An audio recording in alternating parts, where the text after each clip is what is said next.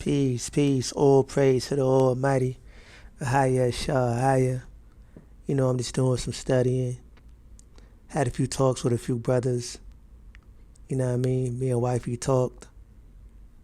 And this particular chapter and verse, verse 7, but I'm going to go over the whole thing. Isaiah chapter 62, verse 7, but I'm going to read the whole thing. This particular verse, just popped in my head. And it's addressing what we need to be doing right now. I remember doing a video on this on my Facebook Live, and they took my Facebook Live down, like in the middle of it. And like, I don't want to exaggerate, like they didn't just take it down, they muted the whole live. You know what I'm saying? And, it was so impactful. It was so much passion coming from me when I was talking. I can just feel it like the Almighty using you. That's like how this was, right? But they muted it, and then people was like, yo, I heard it at first. And then they like, but now it's muted. So I knew what I was talking about was like very impactful.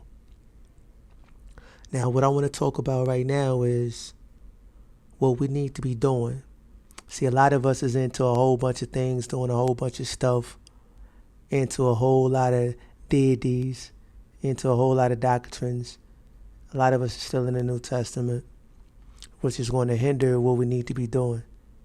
You know what I mean? What that is, we need to be given a higher no rest until he establishes Jerusalem on earth. Now, that's a double entendre right there. And I'm going to explain throughout this video how and why that's a double entendre. Because it's talking about Jerusalem, the city, and also Jerusalem, the people, or Yerushalayim, right? So I'm going to start at verse 1, right here. I'm going to pick it up. New Yerushalayim, or Jerusalem.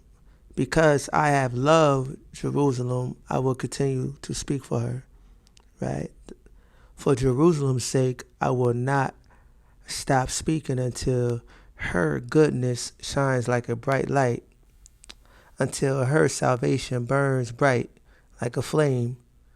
Jerusalem, the nations will see your goodness, right? So this is the land, right? And all kings will see your glory. Then you will have a new name, which AHAYAH himself will give you. You will be like a beautiful crown in AHAYAH's hand, like a king's crown in your power's hand. That's what that God means, that uppercase God, power.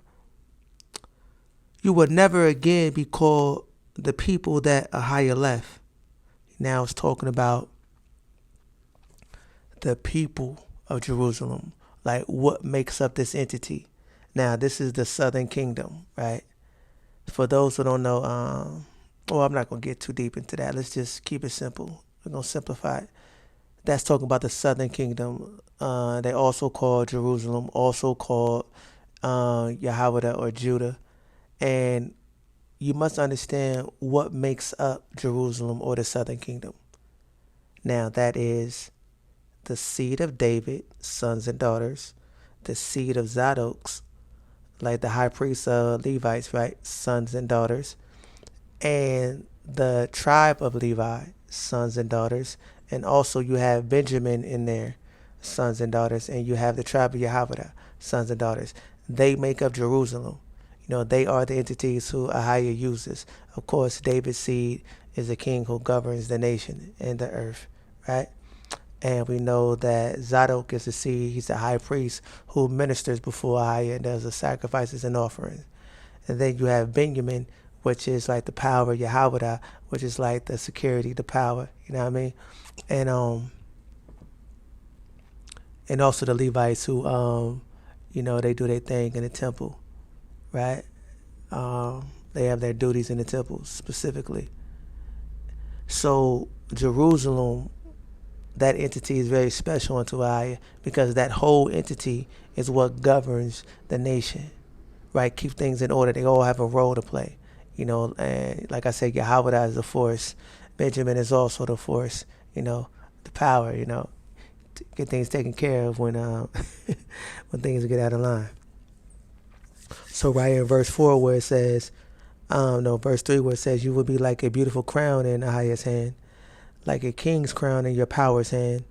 You will never again be called the people that Ahayah left, nor your land. See, that's why it's talking about the Jerusalem, the people. Nor your land, the land that Ahayah destroyed. You people will be called the people Ahayah loves, because Ahayah loves this entity. Jerusalem he loves because that's his handpicked, chosen to govern for him, to do his duties, to carry out his protocols, his instructions, right? The seed of David, the seed of Zadok, the Levites, tribe of Yahweh, tribe of Benjamin. Remember, Benjamin, they made a pact that they will always stay close to Yahweh. You know what I mean? Wherever they go, right? So Ahayah really loves this entity dearly, Jerusalem, right? So that Ahayah destroyed, you will be called the people Ahayah loves, and your land will be called the bride of Ahayah. Right? Oh, I like that. Because we are the bride, right? Because we're married unto Ahayah. You can go into different numerous scriptures where Ahayah would say, I am your husband, right? And because like we are his wife, we are his bride. You know what I mean? So then it says the bride of Ahayah. Because Ahayah loves you, and your land will belong to him as a bride belongs to her husband, right? Of course, Jerusalem belongs to Ahayah. Ahayah is the king of kings. Ahayah is the king over governors. You know what I mean? Ahayah is the king over judges. Ahayah is the king over rulers. Ahayah is the king of all dominions. So no matter what nation have a dominion, Ahayah is the king over that dominion, because Ahayah decides what, when, where, and who, and like what happens with that dominion, that kingdom, because Ahayah is the king of the world, the earth, right? So verse 5, as a young man marries a woman, so your children will marry your land. That's what I'm talking about. Covenant, make a covenant with the land, right? Never do the land wrong again. Do the land right. Keep the laws, judgments, statutes, and ordinances in the land, and serve Ahayah only. Let no idols and falsehood be brought through the land anymore. No idol temples, no paganism going on within the land. You know what I'm saying? Your wife, saying, a man rejoices over his new wife. So your power will rejoice over you. I'm just going to start at verse 5. As a young man marries a woman, so your children will marry your land. As a man rejoices over his new wife, so your power, remember that capital God right there means power. So you don't say, so your Ahayah will rejoice over you. You say, so your Allah, not Allah, but Allah, which means power in our paleo tongue, right? So your power will rejoice over you. Then it says, Jerusalem, I have put guards on the walls to watch, right? These are the watchmen. So it says, like, if you go into certain translations, like especially the Hebrew text and the more famous, popular KJV text, it will let you know that I have put watchmen. Watchmen ain't nothing but guards. They're guarding, right? They're watching. But right now we have watchmen throughout the earth, throughout all the crevices of the earth, right? Wherever Yasharallah is at, wherever Israel is at, watchmen are there. Watchmen are speaking. Watchmen are teaching. Watchmen are trying to direct the people back to Ahayah. At least that's what the watchmen are supposed to do. The true watchmen are supposed to do that, right? So this is what I want to get into. So if you are into anything other than Ahayah, the power of Abraham, Isaac, and Jacob, the power of David, right? If you are into anything other than that power, then you are hindering and slowing the process. You're halting the process, of what you're supposed to be doing and what Ahayah needs from you. And I don't want to just say it because we're going to go right into it in verse 7, right? So I'm going to go ahead and just jump into it. Jerusalem has, verse 6 right now, Jerusalem have put guards on the walls to watch. Watchmen. They must not be silent day and night. So day and night, be on it, praying to a higher only. See, if you pray to something else or into another deity or into this, into the New Testament, going to Jesus, to Yahushua, going to the was the Anunnakis, the nine ethers, and all this crazy other stuff that we into now, and you're going to yourself because you're a god, or you're going to your goddess, or you're going to the womb, or whatever you're doing. If you're doing that, then you're not going to a higher day and night. So a higher don't want his watchmen, his people, his guards, who guards the covenant of a higher, right, to be silent day or night. Speak always continually. Why? So a higher can move. Now let's get to it. You people who remind a higher your needs in prayer should never be quiet.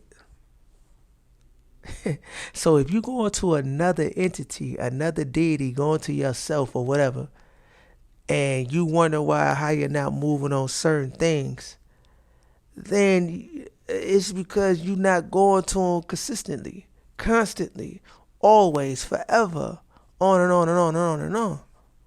You're going to another deity, another entity. You're going to another pagan idol. You're going to yourself. You're going to numerology, Buddhism, Scientology. You're going to all this other stuff. You know what I'm saying? You must go to a higher for your needs. Not wants. Needs. Because right now we need to focus on the needs, not our wants. The needs. Because we need to get in line. We need to start reevaluating. We need to come together as a people. We need to come together as a family. We need to come together in our relationship between our spouses. We need to come together and do right by our children. We need to eat better. We need to understand what they're doing to the foods. We need to know that we need to make the transition into plant-based food. We need to eat more fruits. We need to wash our fruits. We need a higher to direct and guard and guide us to which direction we need to go so we can obtain these things that we need. That's the pivotal point right there. We need to do these things. Right? So, you should not, okay. You people who remind the higher of your needs in prayer should never be quiet. Right? Always. Then verse 7, this is what we got to get to. Verse 7. You should not stop praying to a higher until he builds Jerusalem and make it a city all people will praise. Depending on what version you in, you know what I'm saying? You might get something a little bit different, but it's pretty much saying the same thing. But the double entendre here, in case you're in a different version, it would tell you that you need to give a higher no rest. He said you should give no rest in speaking about your needs, right? And speaking to a higher and give a higher no rest. Like the watchman should not give a higher no rest. The remnant should give a higher no rest. People in need, people who are suffering, people who is getting tired, people who is weary, people who is just long suffering, people who is confused, people who is in need of hope, people who's doubtful, people who need some words of encouragement, some signs of encouragement, some deliverance. Should never stop praying to a higher. So if you praying to all these other different entities and deities, how you gonna get through to a higher? Why would he listen? Right? That's why it's a remnant. That remnant is calling upon the power of Abraham, Isaac, Jacob. Not nothing else. Or that remnant is so broken and so far off and been pushed with the horns and been dispersed so far away from this walk or far away from the reality of what's going on that they need a higher to reach out to them. Like he said, I will seek out my sheep because of what these bulls, have spit error, wrongdoing, spoke wrong, or did things intentionally to drive you away from a higher or this walk. So that remnant also, don't think that a higher, just because you're so far away, lost in this thing, like you just in the abyss somewhere, and you just don't know what is what. A higher will have compassion and mercy upon you. That's if you've been driven that way. But if you just bethought yourself to go that way because you feel like it's beneath you to serve a higher and seek him, then he's not going to attend to you and seek you out. But if you've been driven away, then that's a whole different story. Because you've been brought to that decision, brought to that state, brought to that mental capacity. So it's on a higher to bring you back. So hopefully if anyone is listening to this and you feel like that, just know that a higher loves you and he wants you to pray to him day and night, constantly, consistently, and forever, always, all the time, on the minute, on the hour. You know what I'm saying? Pray to him in the middle of the night. Pray to him in the morning. Pray to him whatever you think. Bow before him 7 times a day. I used to bow before I 21 times a day. I used to bow 7 in the morning when I get up, 7 in the afternoon, and 7 in the evening. You hear me saying used to? I shouldn't be saying used to, right? I should be saying I bow before a higher 21 times a day. But I'm saying used to. So it show you where I'm at. We in this together, right? So, okay, the chapter is rounding out. So we need to do this so Ahaya can build up Jerusalem. But also, remember I told you about the double entendre? So Ahaya can build up and make his entity a praise in the earth. So he can raise up what a lot of us is looking for. First, you like Hosea chapter 3, verse 3 through 5, right? That like when the higher take away the sacrifices, the offerings, the prince takes himself away from us for many, many years, that we will seek a higher first. Then the descendant of David, who Ahaya has chosen to sit on the throne and govern the nation and be king. So this is what's attached also to this right here, that you must pray day and night all the time so Ahaya can rise up, so Ahaya can raise up Jerusalem, where your descendant of David will be governing from, and giving all praises to Ahaya, so he can raise up not just the seed of David, but the seed of Zadok, the high priest. Because there's not just David ruling, there's David and the high priest next to him together. 2 Mashiachs. Mashiach of Zadok and the Mashiach of David. You know what I'm saying? So that's what we're looking forward to. We want Ahaya to do these things so he can lift us up, deliver us from our oppressors, establish our land, establish our king, our high priest, establish Jerusalem, the people, the southern kingdom, but also the northern kingdom, the 10 tribes. You know how I love y'all too. I love y'all too. We the same people. We one stick, right? So this is what we need to be doing. So if things is moving slow and you know this world is just all kind of stuff is going on, you just sick and tired of the direction that it's going, well then get on your job then. Get off your butt. Bow. Pray before I. Day and night. All day if you have to. Pray. And pray. Like he says, give me no rest.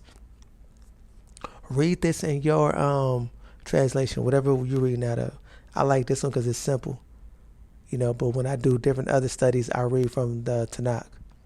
You know, the pretty much the most purest one that I have, you know, that I came across, that really establishes things like, oh, okay, that's what it meant to say. But read it, like it says, give Ahaya no rest until he rises up, the seed of Jerusalem and the city of Jerusalem. Verse 8, Ahaya has made a promise and by his power, he will keep his promise. He said, I will never, right? I don't know if that's how it ends on this, but I'm going to just leave it at that because I don't want to skip to something else and it messes up my video. Cut something off. But I encourage you to read all of Isaiah chapter 62. I encourage you to read from Genesis through Malachi. Read it good. Read the whole thing so you can line up things, put it in order, put it in place. Everything that's happening and what's going on is in sequence, So I like to end this video off with giving AHAYAH all the praise. I want to say barakatah to you. To you who's listening, may AHAYAH be there for you and hear you. All praise to AHAYAH𐤄𐤄𐄄. And I like that, just ask AHAYAH for forgiveness. Just salakia, kataya, all your sins, right? And kazatya, may he have mercy. May he have mercy. Because we all need mercy. All praise to you, AHAYAH. Barakatah. Peace, my people. Love you.